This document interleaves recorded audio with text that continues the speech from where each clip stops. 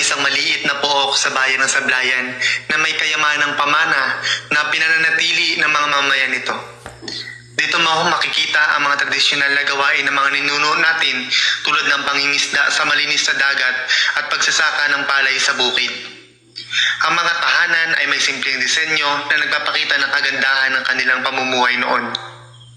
Tuwing may piyesta, nagkakasama-sama ang lahat para sa mga tradisyonal na sayaw at kainan. Mga bagay na ipinasa na mula sa ating henerasyon papunta sa isa pa. Ang mga matatandang mamamayan ay laging handang ikwento ang mga kwento tungkol sa kung paano nagsimula ang Sitio Tabok at paano naging tahanan ng maraming pamilya.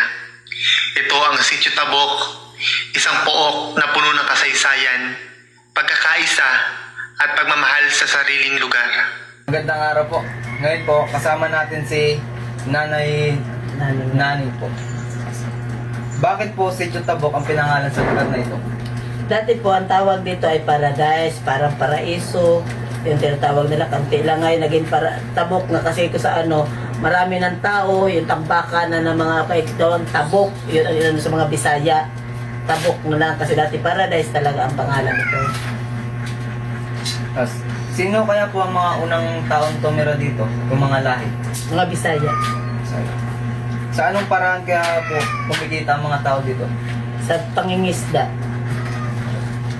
Ano po kaya ang may pagmamalaki ng Sitio Tabok? Dito, pinagmalaki dito, madali silang kumita. Yung malapit sila sa makapanguhuli ng isda, hindi kagaya sa bukid, malayo pa. Kaya dito lang sila talaga. Kasi mangingisda talaga ang kanilang pamumuhay. Anong kultura po meron ng Sitio Tabok? Yung pag may dumarating na mga bangka, bigayan sila sa mga pang-ulam, hindi ka talaga sabi maya na pag tumindi ka lang, bibigyan ka na ng pang-ulam. Mababait sila yung marunong sila makisama sa iba, yung may bigayan. Okay po. Salamat. Isang magandang umaga po. Ngayon po ay kasama po natin si Ma'am Maribik at atin po siyang interview tungkol po sa history ng Sitio Tabok.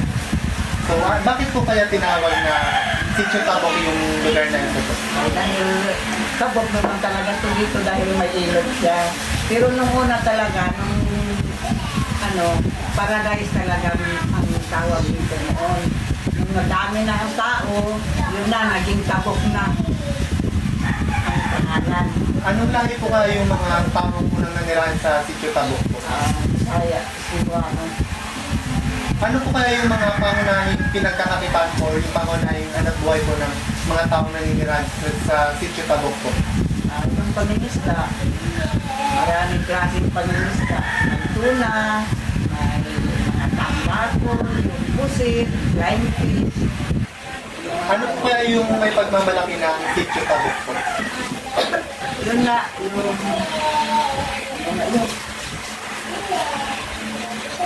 yun na nga, yung Mga tayo. oo, yung pangingisda, pati yung tuna, talaga ang dito sa amin. Tuna.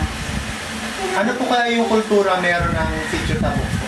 Yun nga, pag may pista, may fluvial yung na sa dagat din. Maraming salamat po. Thank you po. Naaral natin lahat. Dito pala si Sir Sander para magbigay ng ibang kaalaman para dito sa Sitio Tabok. Ano yan, mayroon ng limang katanungan at isa dito ay bakit Tabok ang pinangalan dito sa Sitio? Para sa akin kasi ayon sa mga tao na mga tawag kasi kaya Sitio Tabok ang tinawag kasi daw ay tawirin daw ito kaya tinawag na Sitio Tabok. Ano yan? Sino kaya ang mga unang tao dito? Kung anong lahi po? Para sa akin kasi yung magulang ko yung mga Bisaya kasi talagang mga nauna dito sa Sila. Sa anong paraan kaya kumikita ang tao dito po? para sa akin ang pinakapangunahin namin dito pinagkakakitaan is yung talaga dagat pagdating sa dagat pangisda ang maganda. Ano po ang mga may pagmamalaki ng Tabok? Yun nga, mayaman sa likas na yaman sa dagat. Yun lang naman ang pinagkakabalan ng mga tao dito yung pangalan sa dagat. Anong kultura meron ng Tabok po yun? Kultura. Isda. Yung mga kultura na nakasanayan dito, di ba, pag may nangihinang isda yun, binibigay yung mga tao yan. Yun lang. Salamat po. Magandang araw po. Ngayon po ay kasama natin si Kuya Jun. Siya po ay tatanungin natin about sa history ng Tabok. Bakit po Tabok ang pinangalan sa Tabok? Hindi ngayon Tabok.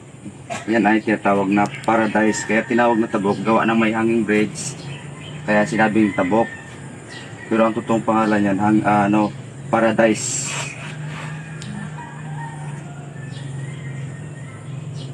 Ano po? Anong lahi po kaya unang tumira sa Tabok? Ay, ang lahi niyan is, Ilocano. Ilocano ang pinakauna.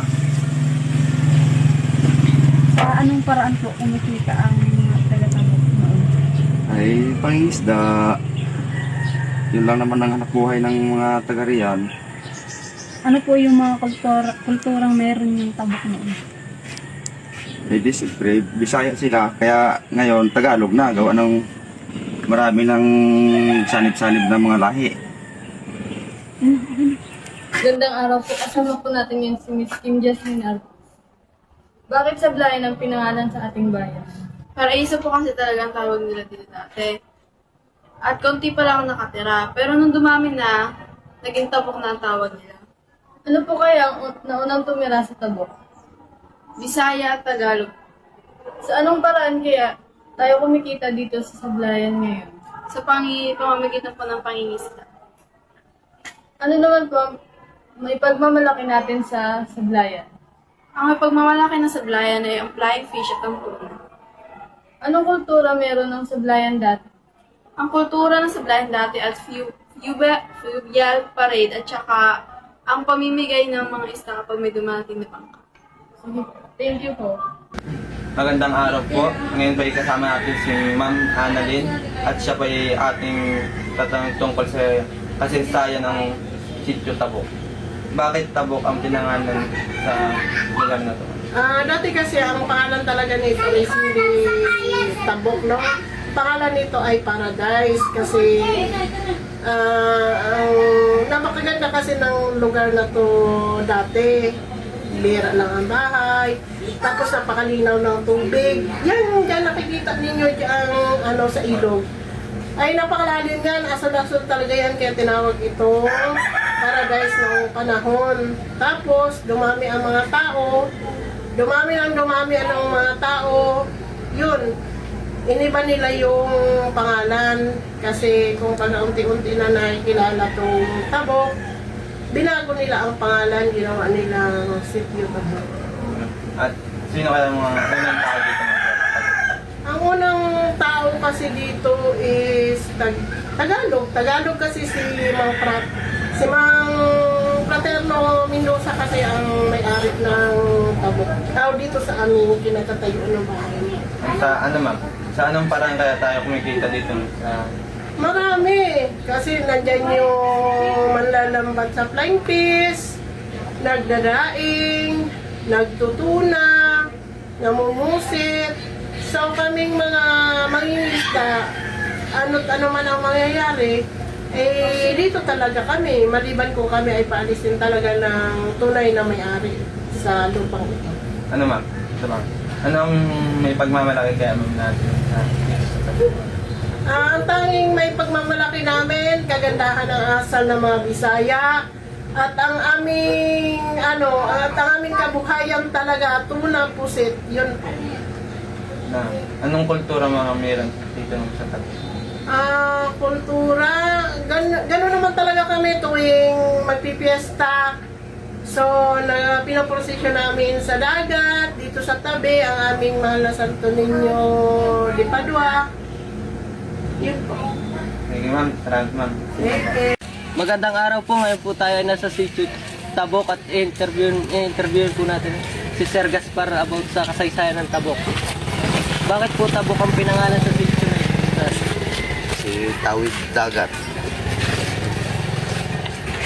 Sino po kaya ang unang lahi ang nanirahan po dito sa Sitio Tabok? Bisaya. Sa anong paraan po kumikita ang mga tao na naninirahan dito sa Sitio Tabok? Pangingisda. Ano po ang may ipagmamalaki ng Sitio Tabok po? Flying fish. At ano pong kultura ng Sitio Tabok dati po? Kurakol. Maraming salamat po.